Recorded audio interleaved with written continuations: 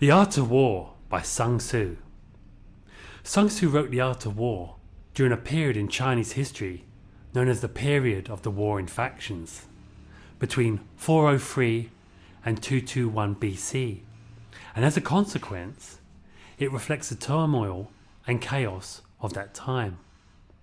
Often compared to von Clausewitz's On War and Machiavelli's The Prince, The Art of War analyses the nature of war and reveals how victory can be achieved. Sun Tzu is brilliant in his pragmatism as he considers such factors as terrain, waging war with special forces, posture, the well-being of armies, the use of spies, and general strategy. His ability to identify and detail those factors which can ultimately lead to success, or if ignored, to defeat, has made The Art of War the perennial strategic handbook of generals, governments, and organisations, both military and civilian, for the past 2,000 years. Its influence has stretched from dynastic China to West Point Military Academy, from Napoleon to General Patton. It's even found a place in Harvard and MIT, where its principles help MBA business students to understand the dynamics of game theory, economics, and business development.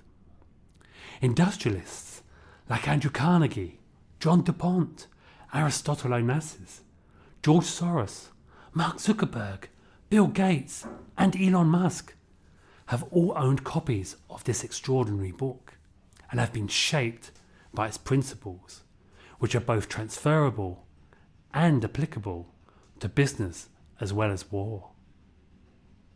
So what are the key reasons why a book written nearly 20 centuries ago has not only survived but is still quoted and studied today? Well, I think the answer lies in the fact that at its very core, The Art of War is very much a philosophical work, one seeped in Taoist tradition. This is reflected in the way that Sun Tzu continually reiterates the duality of situations and their juxtapositions. An example of this can be seen in a chapter entitled Void and Actuality, where Sun Tzu argues, "He who occupies the field of battle first and waits is at ease, whilst he who comes later to the scene is weary."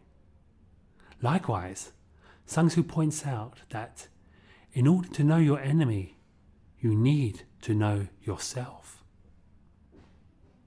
In both these examples, Taoist philosophy is reflected.